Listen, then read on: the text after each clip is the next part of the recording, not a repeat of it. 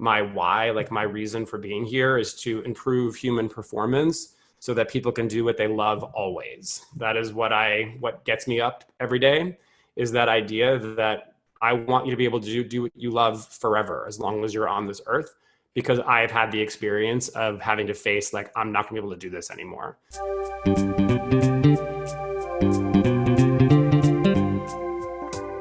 Hi, and welcome to the Innovative Mindset Podcast. I'm your host, Isolde Trachtenberg. On the show, you get my conversations with peak-performing thought leaders, entrepreneurs, and creatives. Every week, you can get their secrets so you can raise your game too. Today's episode is going to knock your socks off. You're going to learn how your brain and body work together to either get in your way or help you succeed. DM me at @IsoldeT on Instagram with your biggest takeaway. I'd love to hear what you're thinking. And now, let's get on with the show.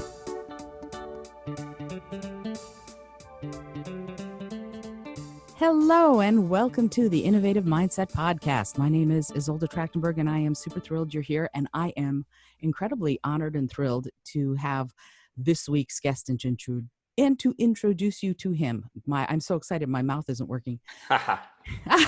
It happens sometimes. Andrew Byrne is the founder of The Singing Athlete, and I cannot wait to talk about what that is.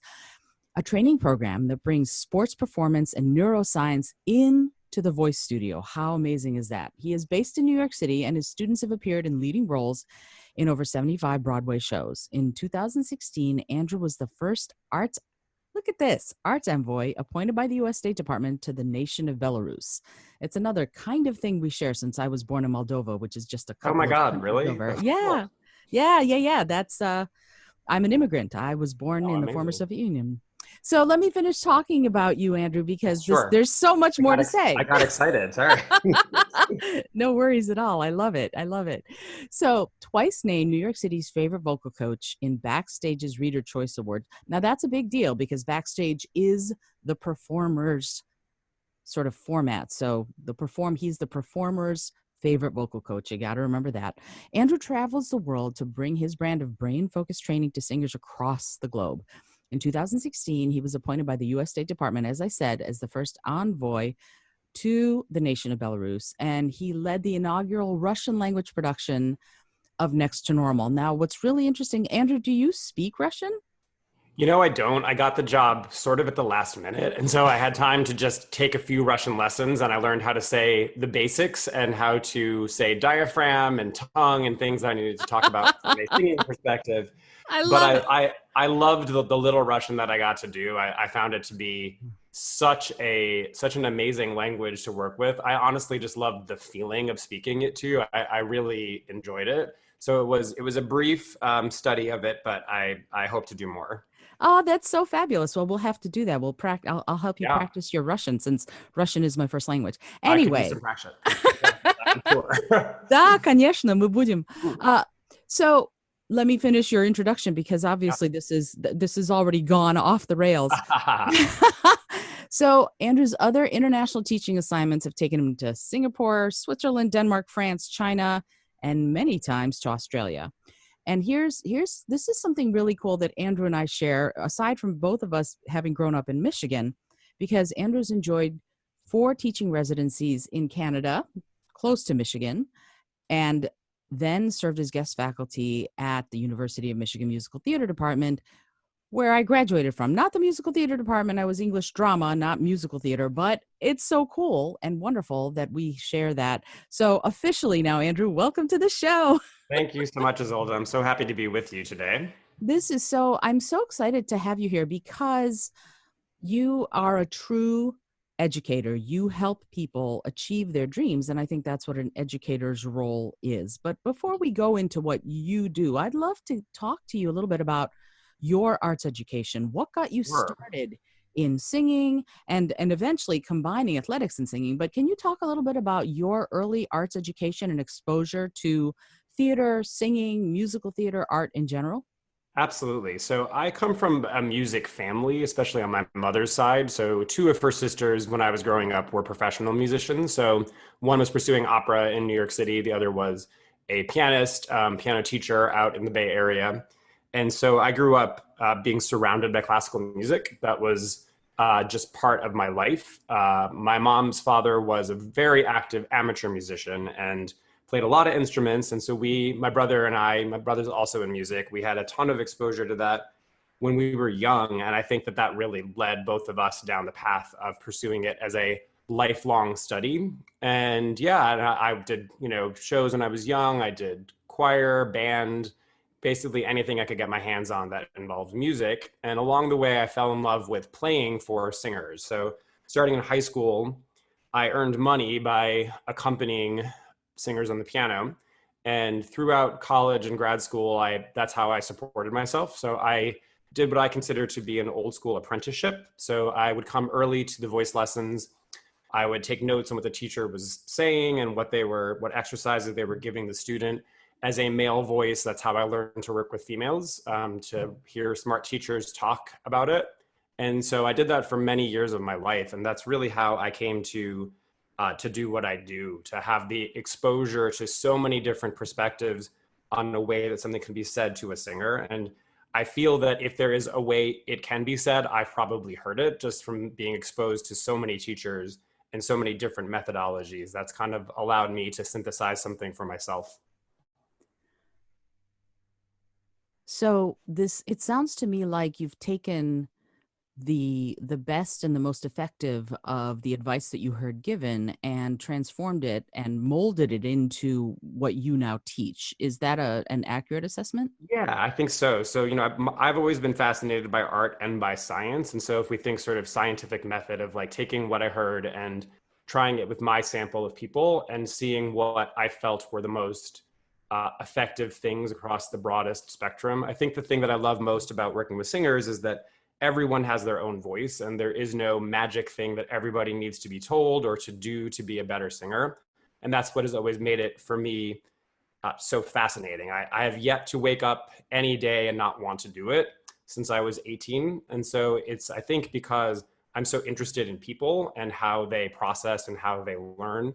And so that's really kept me interested. And I'm constantly thinking about how I can be more effective as a teacher. What are things that I can do that will get results with the broadest spectrum of folks?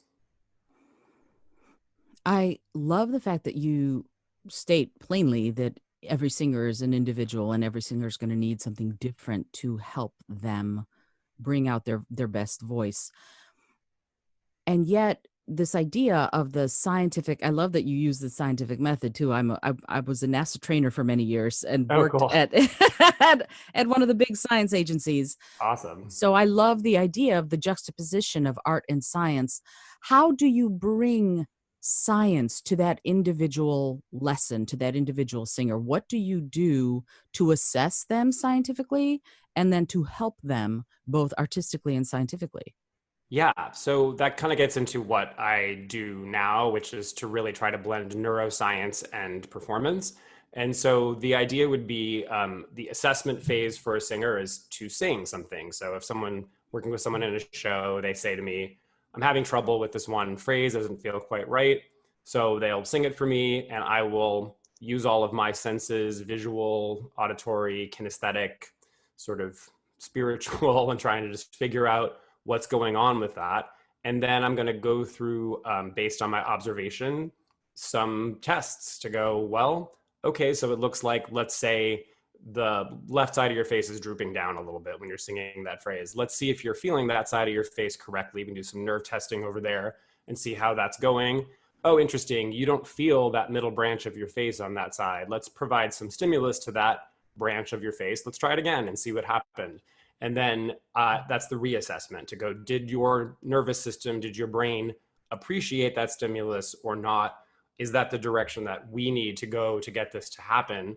So I can hopefully give you something to do before you walk on for that song or that scene that's going to get your brain feeling safe enough to let out whatever needs to happen.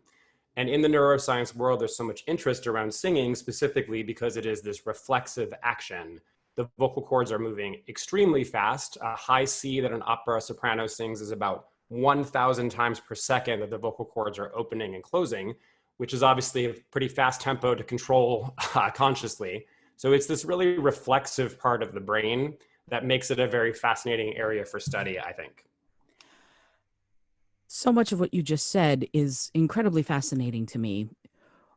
And I'm going to try and remember everything that you said so that I can actually ask the questions. So, when you test someone's face or something like that, when you're Yeah. testing for a neural response, how do you do Yes. that? What are you doing to test it? Yeah, so my training has been through a company called Z Health, which is a company based in Las Vegas now. They were in Phoenix till recently, and so it's a company that teaches what's called functional applied neuroscience. So that is, it's a company that focuses on working with athletic trainers, so working with Olympic athletes, and trying to get them to have the best experience they can in their athletic endeavors. And so I have studied with them for many years. I'm a master practitioner with that methodology. And so I essentially apply that information for singers. So we use testing that you would do in like a neuroscience clinic, but we use it for different reasons. So someone might be, having a serious enough issue to go see a neurologist. We're using it for less severe situations, but knowing that big things come from small things, meaning that if you have a little deficit, say in your trigeminal nerve in your face, which is what that example I gave is, you want to know that. You want to know that, oh, I don't feel that very well over there. And knowing that that stuff is changeable because the brain is constantly changing and learning, and you can affect change in almost any system. But first, you have to know that it's happening. And so that's where I come in as your coach to go, interesting, this is a deficit that you have. Let's work with it and see if that's unlocking anything for you. And if it is, great, I'm going to give you homework around that. And over time, look to see that function improve in whatever we have discovered together. Okay, so you give exercises, things like that for Correct. but if you're in a situation where the person's about to go on stage in a little while and they're having trouble, what would you Yeah. do immediately to stimulate? How would you stimulate that nerve or that part of the face or whatever the Yeah. issue is? We can keep going with that example. That works really. Sure, sure. So let's just say that's what's happening. Let's say someone has something down on a side of their face and that's affecting their voice. So before they walk on, I would probably use some kind of sensory work for them because the brain is a sensory experience. It is uh, sensory before motor in terms of how food gets into the brain. So air, oxygen, carbon dioxide balance, and glucose that is extracted from food, the way that enters the brain is first through what's called the somatosensory cortex and then into the motor cortex. So we can surmise that in many cases, sensory stuff is as important, if not more than motor, than movement. So I would be testing different sensations on that person's face. There are things like light touch or vibration, or hot or cold. You can do what's called sharp and dull, which is taking something like a retracted mechanical pencil and you can tap the sharp end and the dull eraser end onto your face. So let's just say it was light touch was helpful for that person. When they did that, they improved. I would have them backstage doing a little bit of light touch, a little bit of just light scratching on whatever part of their face wasn't likely to stay awake. And then I would have them go on in the show and they tell me at their next lesson, yeah, that worked. That helps. I felt more able to get through whatever, or that didn't work. That wasn't what I needed. And then we're going to try something else. We're going to keep experimenting until we find something that for that individual nervous system seems to get them to feel safe enough to let their voice open up and to let what needs to happen happen. There's so much. There's so much to this. Okay. So yeah, because this is I teach voice as well on a much smaller scale than you do. And it's interesting because when I do it, it's a much more like what you said was you almost use a spiritual sense to see what's Mhm. going on with the singer. And it's almost like a perception Yeah, sure. activity when I'm watching a singer. Right now I'm teaching singing classes online and Yeah, I'm watching singers sing and I'm seeing, they're not right there, so there's a right, one layer of sort of beyond what you can actually do with not being there. The tactile sense is not actually present, right. but that perception, that perceptive sense, that kinesthetic sense, that it has to be really wide awake. And so I would Mhm. love to ask you, when you are sensing that sort of spiritual aspect of what they're doing, how do you translate that into the science of how you're going to help them? Yeah, it's a great question. So I have always been sort of a natural with that, where even from my beginning of my teaching career, which I started teaching voice in 1993, I've always just been kind of good at sensing that stuff, and that I would say is just one of my gifts as a teacher. Hmm. And so a lot of the process since then for me, pardon me, a lot of the process since then for me has been really trying to figure out a little more of a system to help others understand what I do, because Hmm. it is, as you know, some people just kind of have that, and yet there needs to be some kind of method put forth. So Hmm. I just published a book, which is my attempt to put that into a more structured form for people to start to process. And so Hmm. the book is called The Singing Athlete: Brain-Based Training for Your Voice. And so it's something that is a really essentially a training system. So I created an entire online portal that comes with the book that you get for free when you buy the book, and it is about 150 video exercises. And so that's an attempt to put it into some kind of framework that Hmm. people can understand. And it's just, look, I decided to frame the book around different areas and structures of the body. So I start with breathing, and then I kind of go from there through structures of singing that are traditionally talked about, and then other things that aren't traditionally talked about, including a huge chapter on hearing and balance, and then also a very large chapter on vision.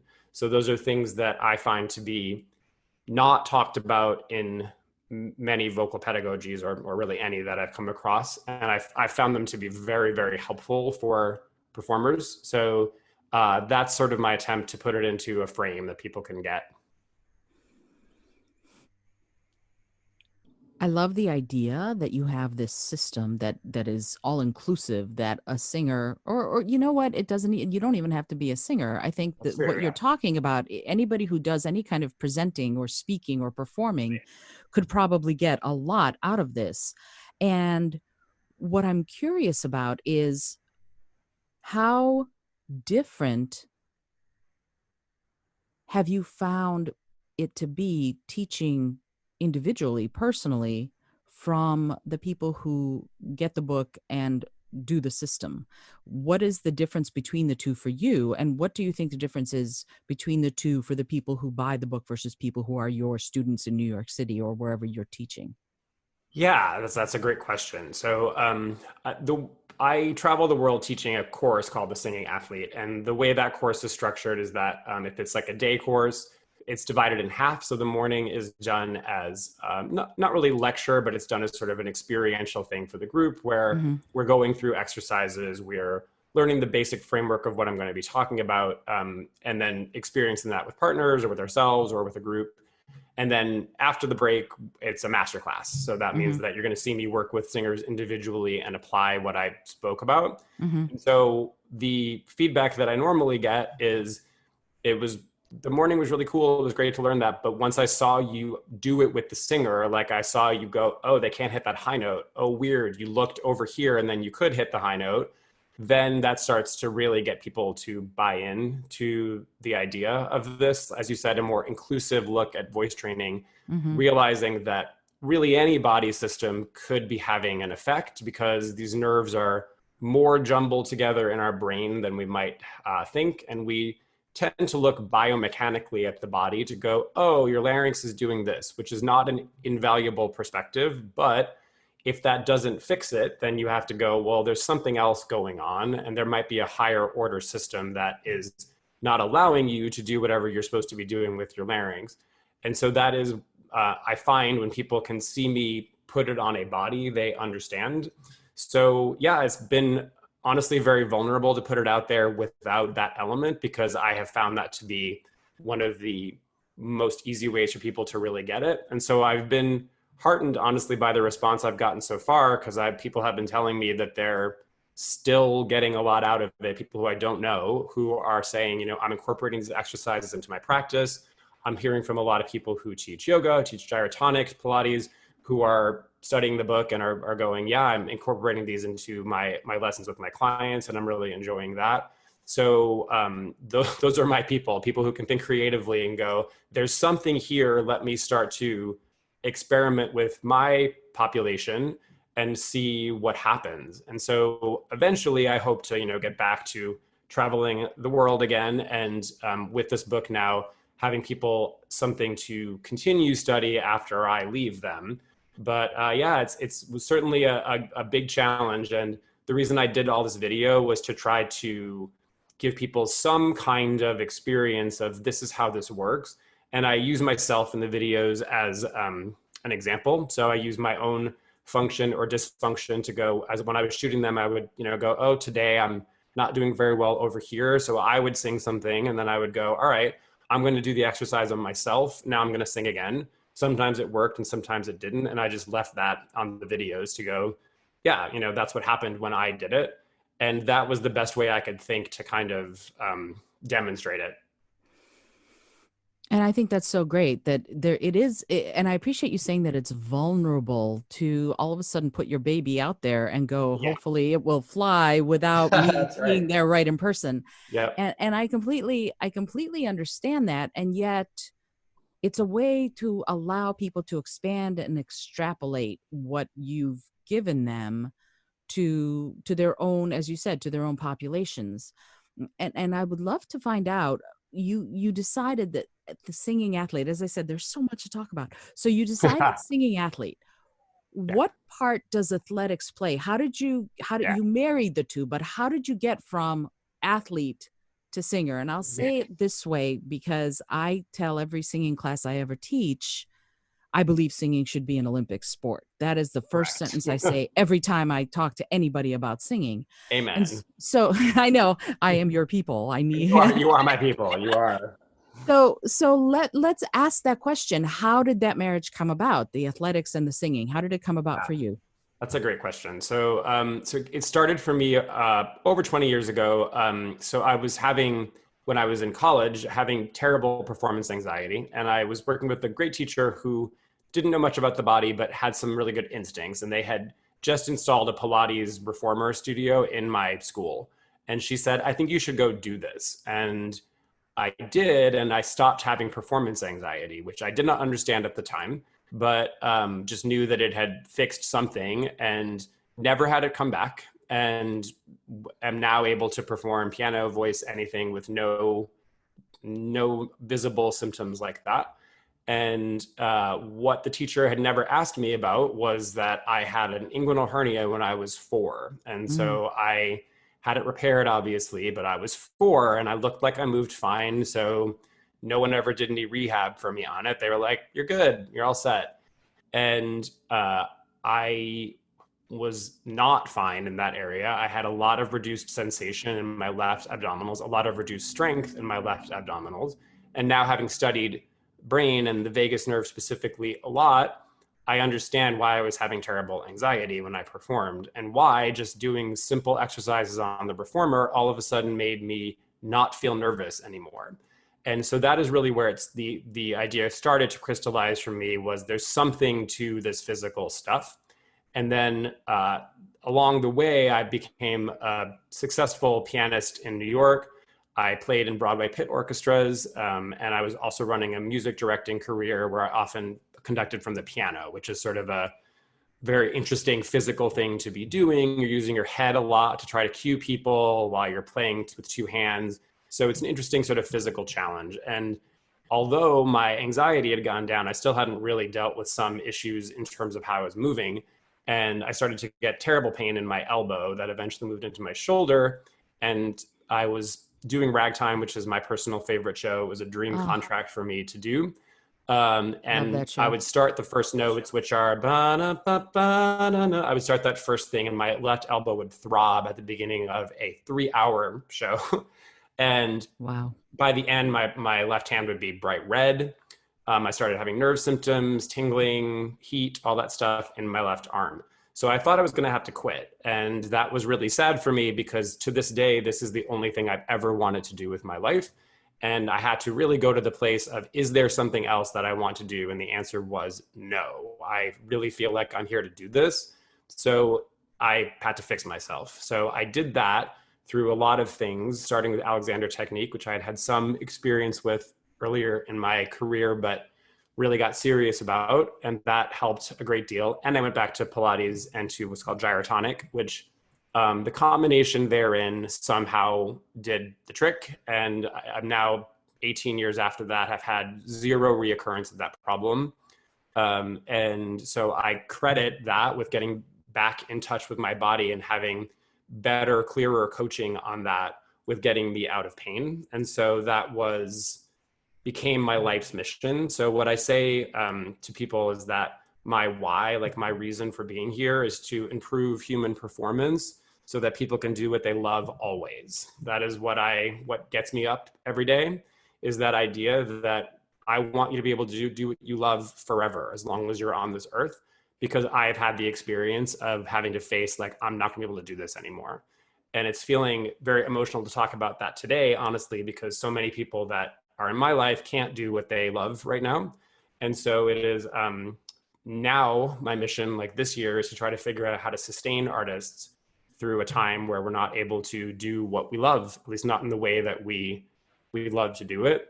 And so that's kind of what led me through the path of athletics, eventually to the brain. And the combination therein has just been very life-changing for my own body and my own self. So I try to share that with anyone who's curious about it. I feel like applauding you right now. I feel like that's something that I should stand up and cheer. Thank you.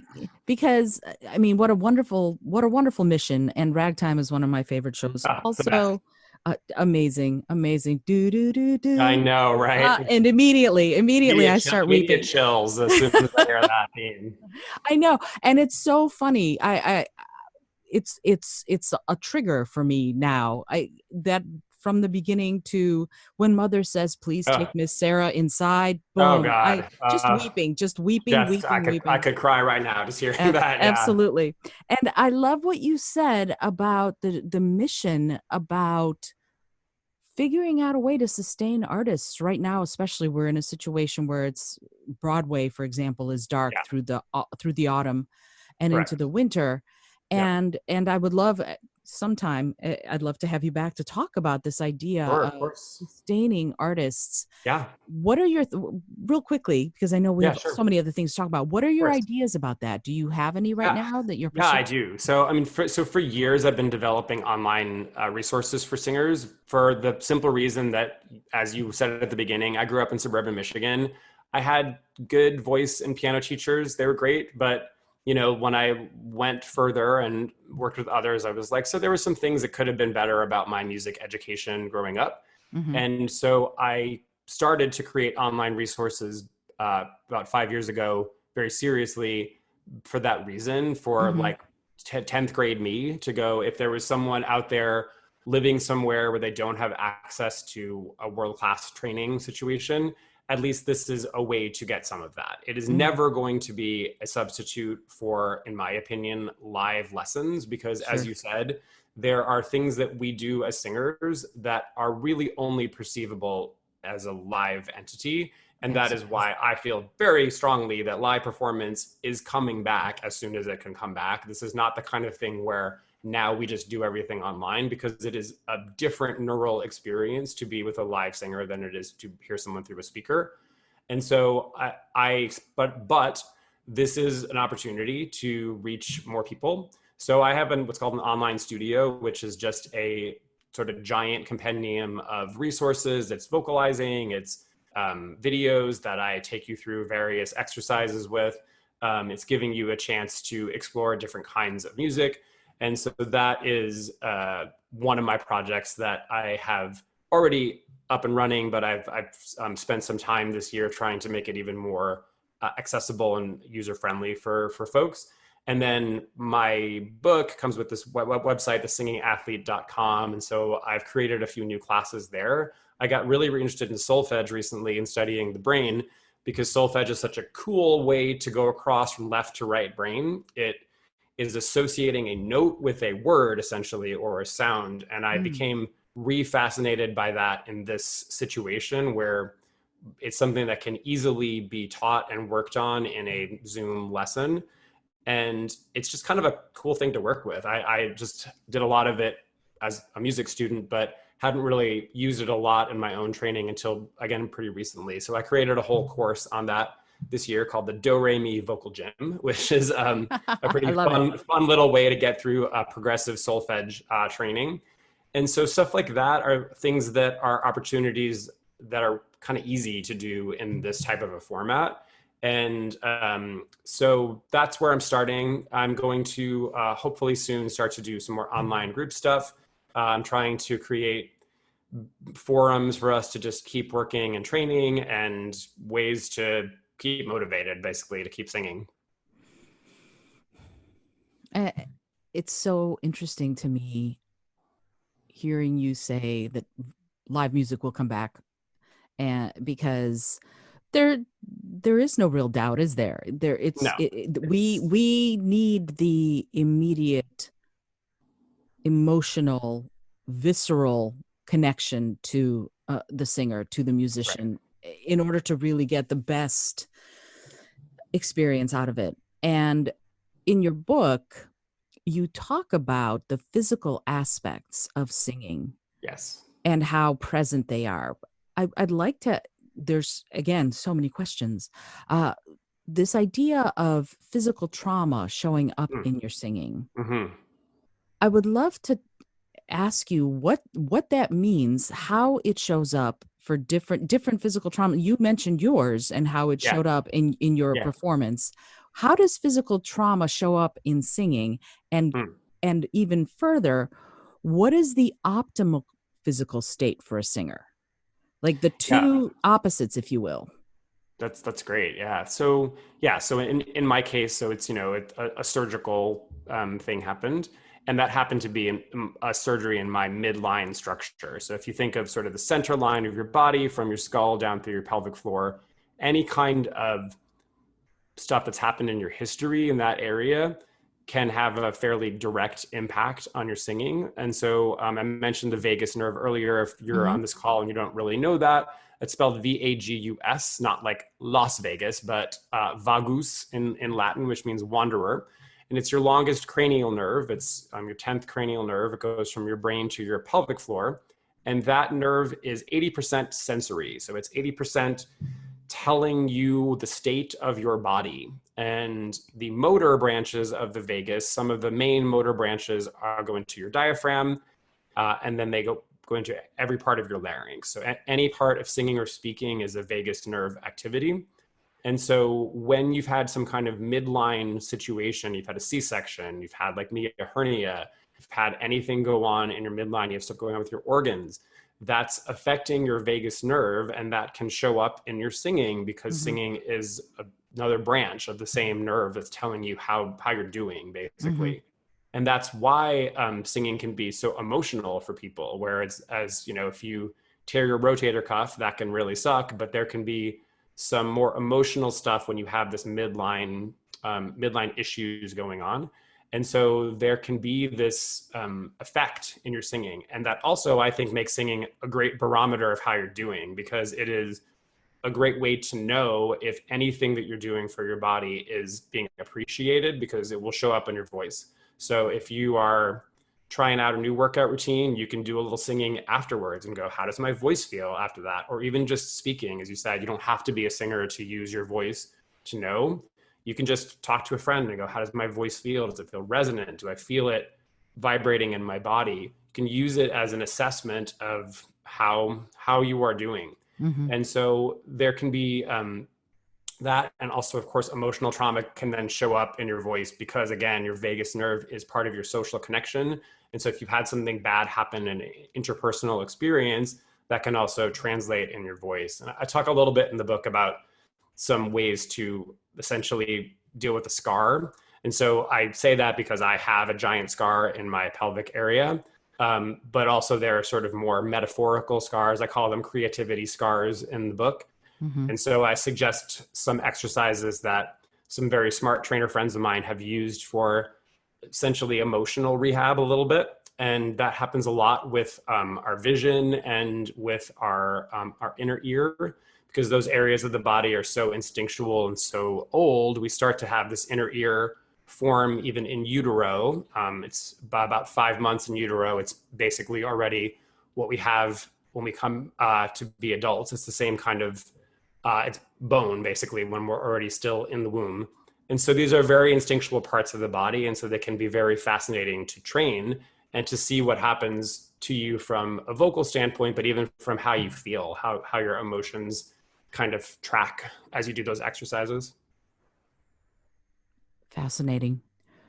You mentioned the inner ear, Yeah. and I know that you devote healthy chunks of the book to things that might seem a little odd for Yes. and just as a thing. For Yeah. example, I can understand breath, and I'd love to talk to you about Sure. breath and singing.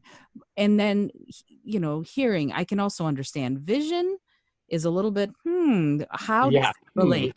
And Right. and tongue. And so can you talk a little bit about the different facets that you decided to focus on, what their importance is and how they affect singing, breath, vision, the vestibular Yeah. system, hearing, tongue, just throw it all at me because Totally. this I is got so it. I fascinating. think I can wrap that into one thing, actually. The basic idea of the thesis of the book is that in the brain, there is this thing called the brain stem, which is part of your brain that connects your spinal cord to the rest of your brain. And that is where the reflexive actions of voice they come out of that area of the brain. And so Mhm. that is where, again, I mentioned your cranial nerves. So you have 12 of them.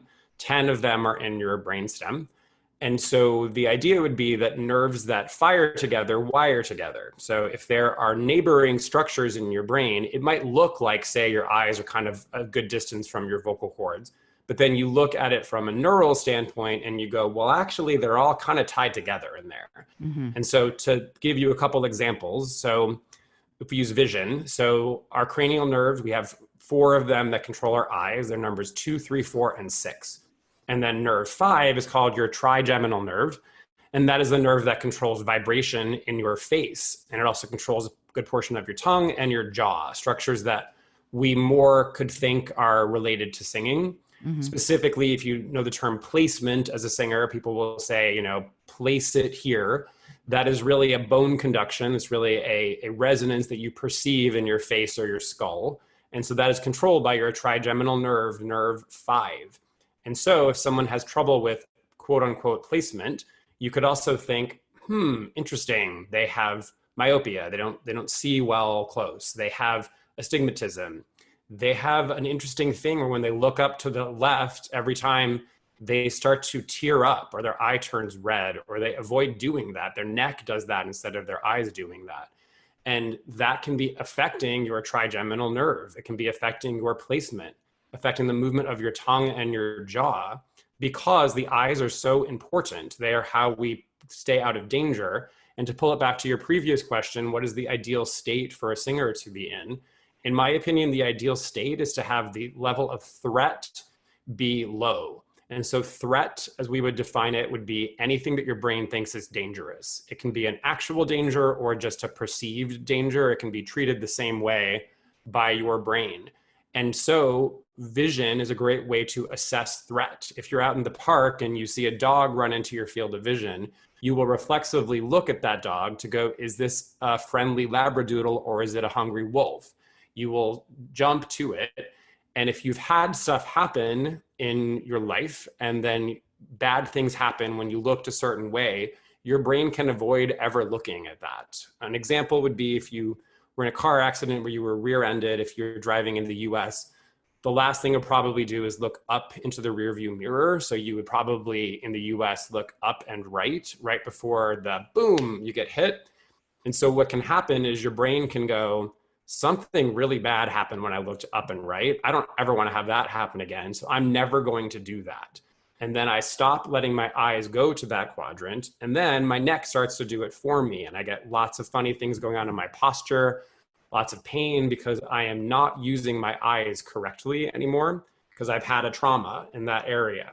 And so part of the idea of the book is to do some vision exercises to make sure that you are using your eyes, both of them, the ways in every way that they should be used. They are muscles that move the eyeballs just like any muscles in our body, and they're trainable. And often there's a lot of improvement when we start to recapture that because the vision is so important to your brain. It is in 32-ish different areas of your brain every time you use your eyes. And so it's having this incredible global influence, and it's specifically tied to some things that we need in singing. So it is my opinion that doing vision training as part of your voice work is a really good investment and can get you over some blocks that you may not have known how to deal with.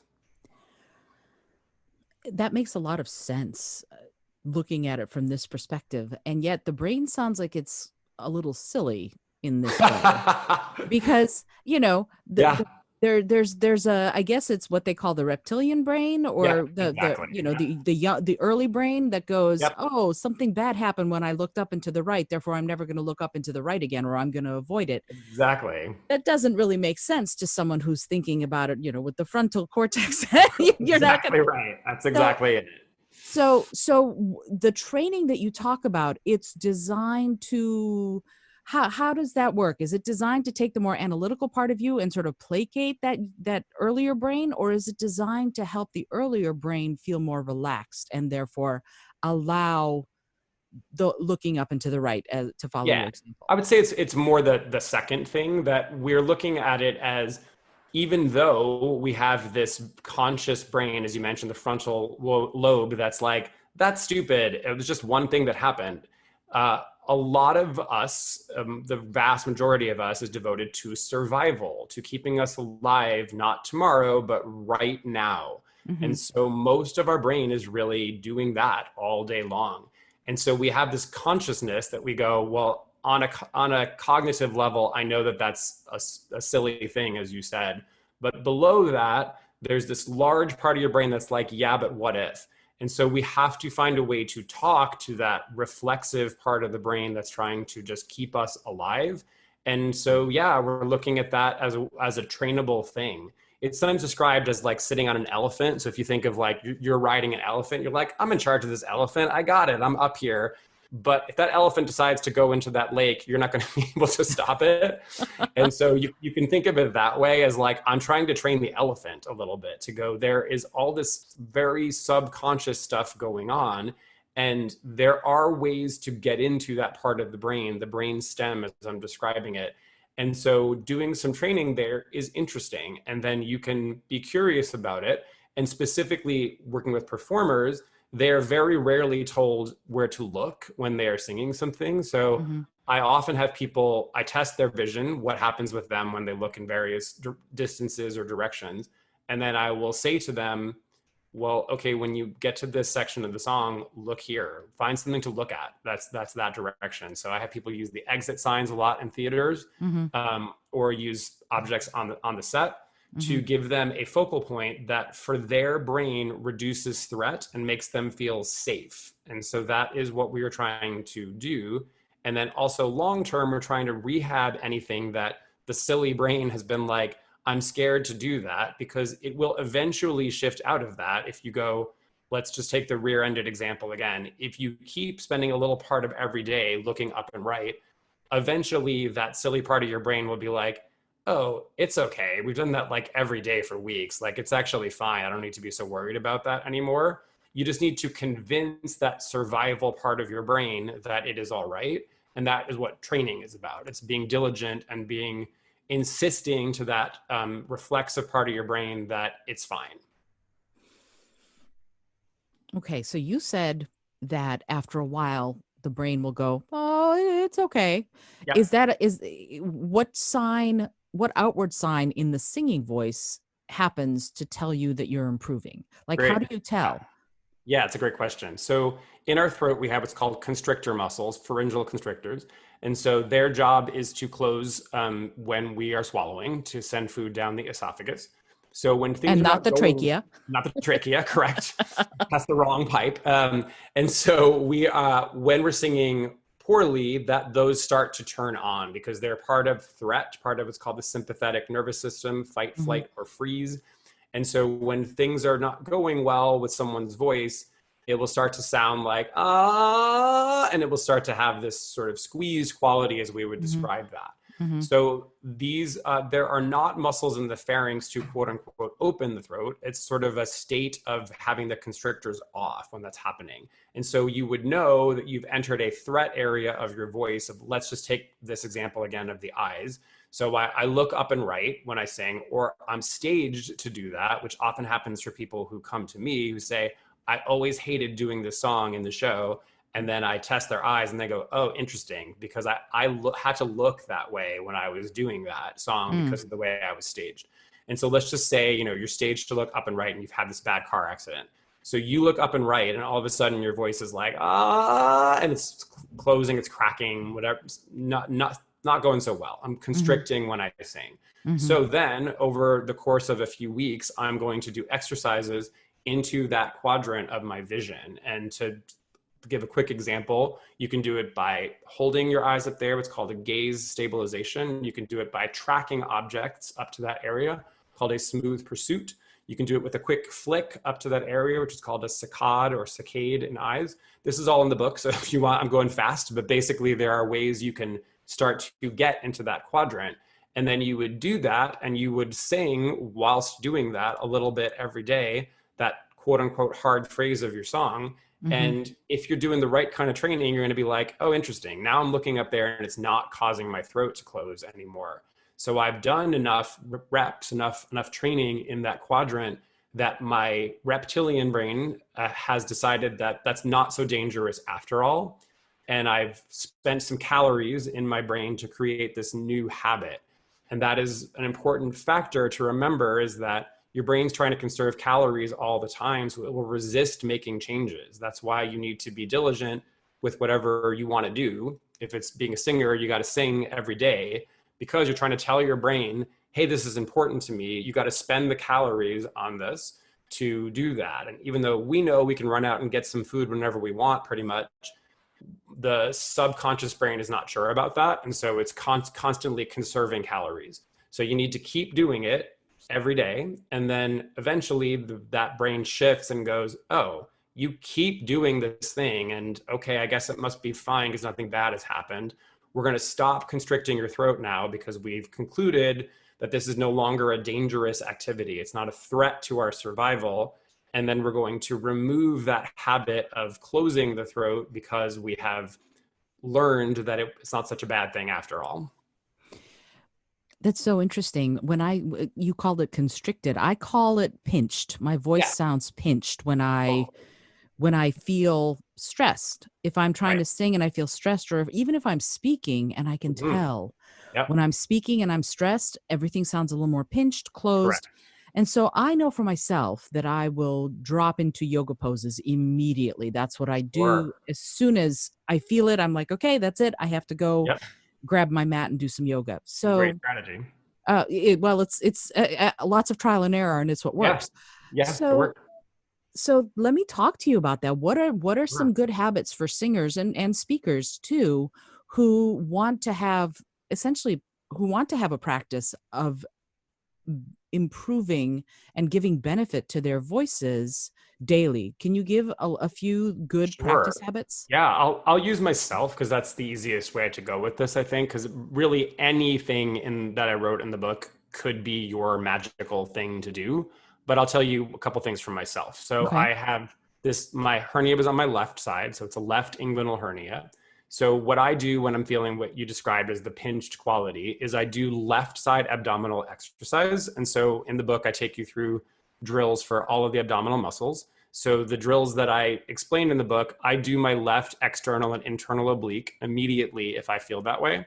And my voice will drastically improve. My range of motion improves. I can do a better forward bend. Any of those things I use as a test. And in the book, I also mentioned that you can use your physical range of motion, your strength, or your balance as some secondary confirmation, which is what I prefer to do for myself. So I use my gait, my walking gait, to test how well I'm doing. So what goes completely together is that open-throated feeling goes with a better walking gait. And so I've done a lot of study on that. So I address it a little bit in the book, but I've had my gait analyzed over and over again, and I know what it feels like when it's going better. So I use that. I'll take a little walk and see how I'm feeling. And then I use my range of motion. So I test if I am flexible or inflexible. Again, what goes together is inflexibility and that pinched quality. So I will use that, which is why yoga is a great option, as you described. Personally, for me, though, if I do my right abs, not that much changes. If I do my left abs, magic. I'm immediately in a better place. And then I also do stuff on my left palate. And so I take you through some exercises in the book that are for the palate. That's also very, very helpful for me.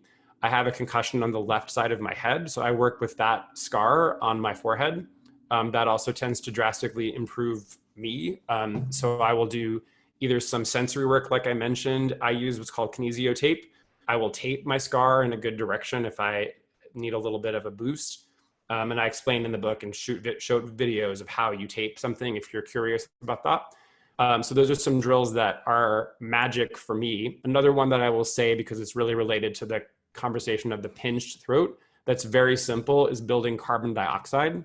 So it's as simple as breathing into a paper bag. If you've seen on TV shows where someone's having a panic attack, they make them breathe into a paper bag. You don't need to be having a panic attack to have that work.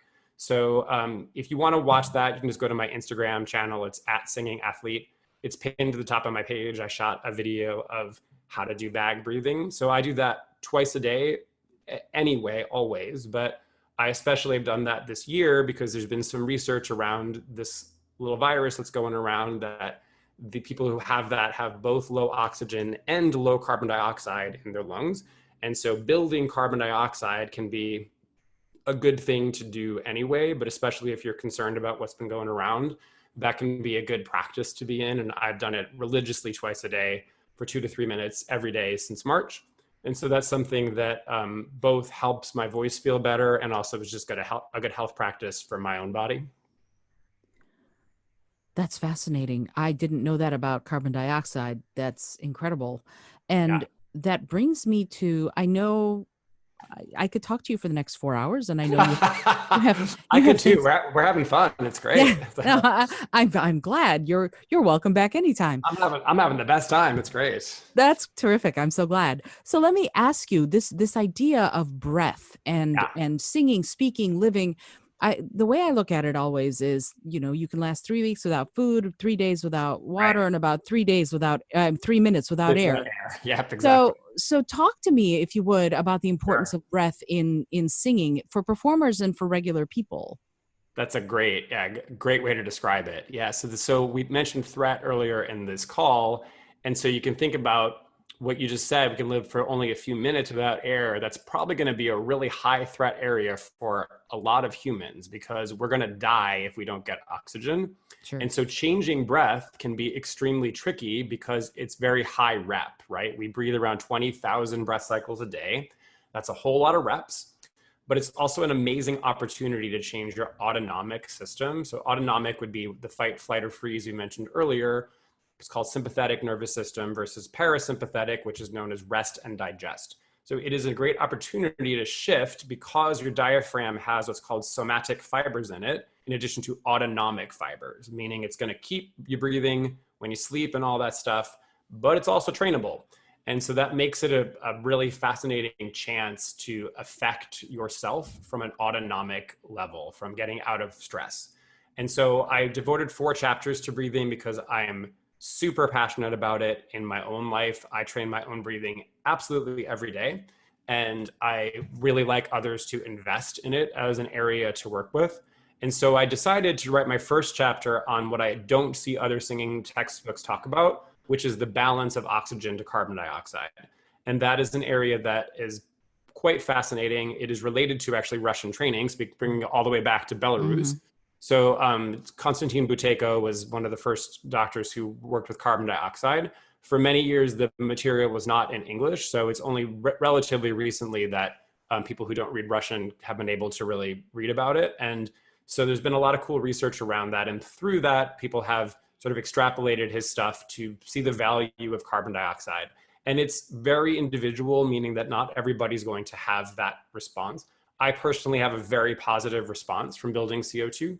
So simple things that I'll do through my day is stuff that's called reduced breathing, which means just breathing a little bit less, because a lot of singers, we get very used to taking in big, big inhales. And not that that is wrong, but it is also good to see how you do with letting the CO2 be more present in your blood, because hyperventilation, breathing too much too rapidly, is essentially an intolerance to building carbon dioxide in your blood. So Hmm. if you want to try something on this call, you can just blow your air out and hold your breath on the exhale and just see how long you can do that. You should be able to do it for about 30 to 40 seconds without feeling any panic. If you do that and you make it to 10 to 20 seconds, you are hyperventilating through your day. You're overshooting your oxygen needs, which can cause a few not so good things, but specifically it can keep you into this sympathetic fight or flight anxiety state. Hmm. And so I am very interested with all of my singers that I train to get them to test that and to see how they're doing, to see if they are having symptoms of hyperventilation. Stuff like that can be asthma or allergies, reflux. Those are all things that are related to hyperventilation patterns. Hmm. And so I devoted the first chapter on breathing to a lot of self-testing, but then also the drills that I do around that for myself. And truly everything in the book I either do every day or have tested on myself. And that particular chapter are things that I do very regularly in my own training. I just did it this morning. So it's pretty cool stuff to play with building carbon dioxide and seeing what that can do for you. It's so fascinating. I do this exercise, I don't know, 3 or 4 times a day. It's the inhale for 4 seconds, hold for 4 seconds, exhale for four Yep. seconds, hold for 4 seconds, and I Sure. do it 4 times. And Yep. I always feel better. I always feel more Yeah. rested and more Yep. calm. And Right. I had thought through the oxygenation portion of that, but I had not thought through the carbon dioxide portion of that. So it's fascinating that has that other side of the coin, and we Yeah. don't tend to think of it. We don't That's tend to think right. of it that way. You know, Yeah. it's interesting in plants breathing, it's photosynthesis and then carbon Correct. dioxide fixation. And one is at daytime, one is at nighttime. That's And right. it's the plant breathing cycle. So it's interesting for me to hear you talk about this and to relate it finally after all these years of me being alive to my own breath. So Yeah. fascinating. I'm grateful for that. Thank you. And Sure, I and that's a great drill. I mean, that's I call that box breathing usually, that pattern, and that is another great thing to test. So that's cool that you do that, and then you can do versions where you go, okay, I'm going to go in for 4, hold for 4, go out for 8, hold for 8, and it all comes down to testing to go, do I need more oxygen or more carbon dioxide? mm, And the way you'll know is how you feel after doing those more extended exhales, just to see how you do. And we should also say that singing provides some of that, right? Since we're usually singing on a longer exhale and a quicker inhale. So that's one of the reasons why many times we feel better after we sing, I think, is because we are building carbon dioxide as we sing long phrases of music. We are inherently slowing our exhale down, which is building carbon dioxide in the bloodstream.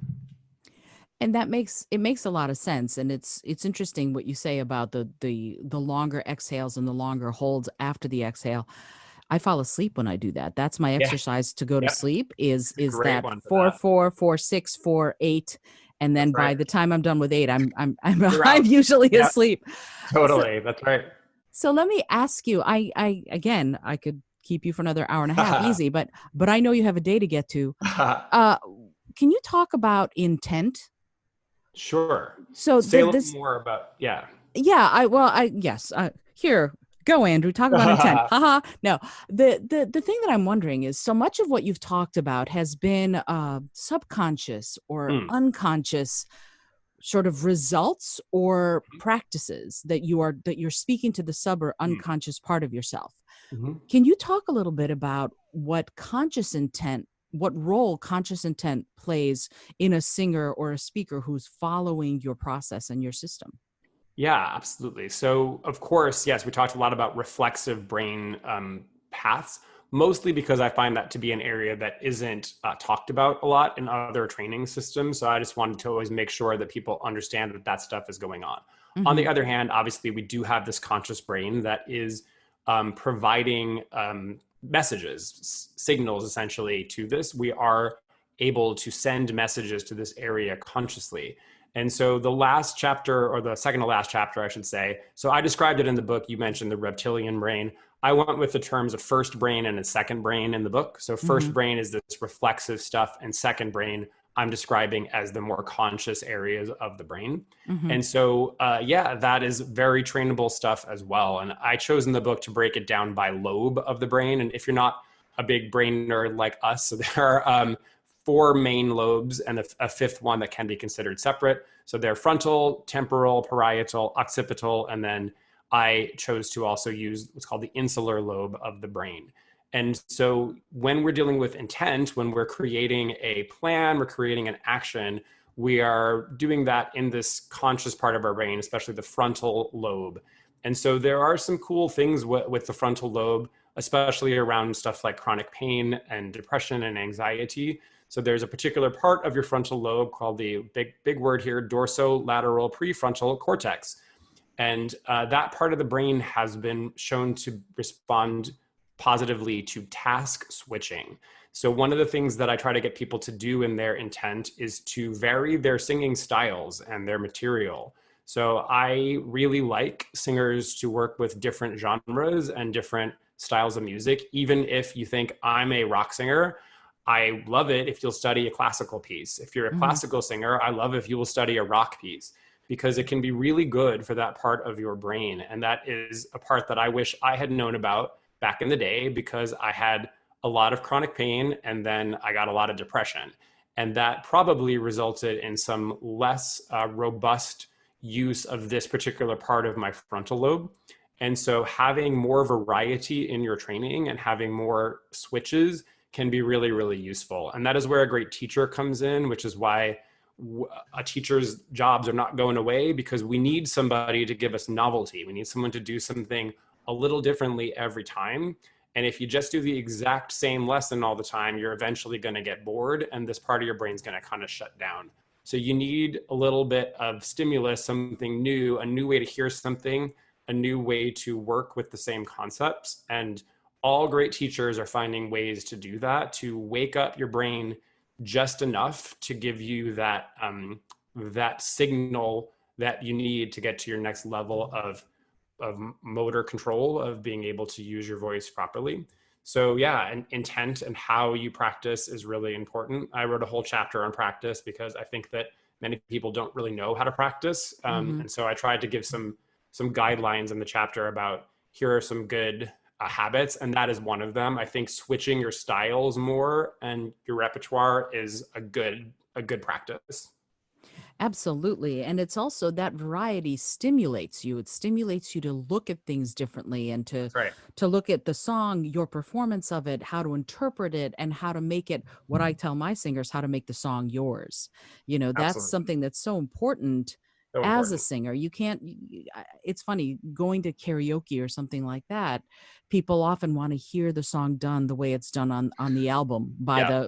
if for me it's Yeah. Natural Woman by Aretha, sung by Yeah. Aretha Sure. Franklin, and I can't Sure. be Aretha Franklin. There's no way for me to be Aretha Franklin. Yes. So No one else is going to be Aretha. That's true. exactly. So that idea of providing yourself that variety is fabulous, and I'm so glad that you address it, because I think it helps the whole person, not just the singer person, but the whole person find out and develop those interests that you might get sparked in a way that you never thought possible. So I'm really Absolutely. grateful that you put that in the system. Yeah. I as I said, I could keep you for another 4 hours, but I know that you have things to do, and I would love to have you back and talk more Oh, about I'd love to. Yeah. your forward process and your next book, but also Of your plans course. as far as singers in general and the singing Yeah. community, Of the course. performing community. I would love that. But before we go, there are just a couple more things. I Yeah. would love it if you would say what your social media links are, just so that we have them on Totally. here. I'll put them in the show notes, of course. But Yeah. if Of there's course. anything that you think that needs to be on that show notes page, Andrew, please tell me and I will Sure. put that in. So your Of Facebook, course. Instagram, YouTube, any of that, Yeah. how Totally. do people find you? Totally. So my website is just andrewbyrne.com. It's byrne.com, like Irish spelling. thesingingathlete.com is where you get information about the book, and you get the video guide that goes with it, as well as a whole bunch of other cool classes, many of which are free. So as Olga just mentioned, that I'm really trying to keep us all going. So I put some free classes up there with vocalizing patterns. There's a warm up for legit singing, one for pop rock singing, and one for mixed belt singing. So if you want to try some new exercises to get your dorsolateral prefrontal cortex going, you can go there. Yes. And do that, thesingingathlete.com. And then I'm on Instagram, it's @singingathlete. And then I'm also on Facebook. It's just Andrew Byrne Studio. So if you just type that into Facebook, it will come up. My group will come up there. And I'm on YouTube as well. If you just type in my name, tons of stuff will come up there. Andrew Byrne, Byrne. I also have shot a ton of classes for Backstage. So as Olga mentioned, Backstage at the beginning, I also have done a lot of writing and video content for them. So if you want to do some really great classes on some of the topics we talked about, you can just type me into Backstage and they'll all come up there. I did all 20-minute courses, one on balance, one on your tongue. I did several on different kinds of warm-ups. So you can just, for hours, keep yourself busy with cool brain-based voice training stuff there if you want. Oh, the brain nerd in me is just giddy. I'm so, it's this stuff. The thing about this stuff is that it works. It really works. Yeah. We can dance around it all we want, but the brain is the boss in that way. And right. So often we don't think of it in those terms. I didn't say this earlier, but it's also good to remember that it's really a young field because of MRIs. We didn't have the ability to know what's going on until really the mid 90s when we started to get this information. Mm-hmm. And so it's a fascinating field because we're learning new stuff about it every day. And my greatest mentors in this field are incredibly up on the newest research. That mm-hmm. is the people who I seek out to work with. I have a very high standard for teachers, and my teachers in this field are very up on this study just came out last week, and this is what we think this might mean for us in a practical way. And that's why it's such a cool thing. As you said, it is the boss, it's in charge of us. And also we are getting now, one of the great things about being alive now is that we're getting more concrete information on it to go, when we do this, this lights up in the brain. How are we going to access that? And that makes it a very fertile area to be doing research and thinking about, because it is really changing by the day. Absolutely. And the thing about this field of research and study is that once you have a thread, it's amazing how many different areas you can then access, right, to follow. It's like solving a grand mystery. And yep. And again, the brain is the boss. So it's really, it is so incredible and so inspiring, because there are certain things I think that we haven't given credit to in ourselves, our incredible abilities that our brain gives us when we need them. Totally. And that's something that we can control, and that's something that we can improve. And The Singing Athlete is one of the books and systems that's going to let you do that. So bear that in mind. So Andrew, I have one last question that I ask everyone who comes on the show, and it is a silly question, and yet I find it's often quite profound. Here is the question. But before I ask it, actually, I want to thank you so much for joining me on the show. Such a wonderful experience to hear you talk about something that I adore. And it's, in such an eloquent and articulate and obviously knowledgeable way. So I'm so grateful to you for spending the time. Well, thank you for having me. It's been just an absolute treat. And as I said, you are my people. So it's so nice to get to talk further with you. And I just had a great time. Oh, I'm so glad. Yay. And as I said, you're welcome back anytime. I'll come back. Perfect. No so here's the question. If you had an airplane that could skywrite anything for the whole world to see, what would you say? I am going to go with my gut. And this is really based on right now in our life, but I would just have it right. Keep singing. You are my people. That was the first that came to my mind. So that's what I'm going to say. Keep singing. Keep singing. That's it. That's all that needs to be said. I think that's wonderful. No, seriously, because I say that at the end of every class I teach. That's what I tell every student, every organization I work with. keep singing is usually Singing. the keep breathing, keep singing is what I say, Yep. but keep singing. Yeah. Keep singing. So yes, thank you again, Andrew. I'm so grateful, and what a delightful conversation. I'm so Oh, thanks. excited to share this out. If you liked what you heard, get in touch with Andrew, get the Singing Athlete. You need to know more about this. And not just, no, but seriously, not just if you're a singer. You do not have to be a singer, I think, to get the That's right. benefits from this system. And that's something that I sound like a commercial right now, but think about it. Think about the idea of training your brain to really be the sort of benevolent boss that you want your brain to be. Think That's about that. Think exactly about working with your brain instead of wondering what the heck is wrong and not being it. able to figure it out. So Right. please, find Andrew Byrne, look at the Yeah. Singing Athlete. At the very least, go and get to some of those amazing classes that Andrew has made available. And I have a feeling you're going to want to know more. I want to thank you so much for joining us for this incredible conversation. I'm so inspired to go sing now. Which is fabulous. Yeah. And if you like what you're hearing, do me a favor, leave a review for the show and let Andrew know you've figured out how to find him now at Singing Mhm. Athlete. Find him, follow him. Obviously, you're going to learn a lot. Until next time, for the Innovative Mindset Podcast, this is Isolde Trachtenberg, and I'm going to say, keep breathing, keep singing.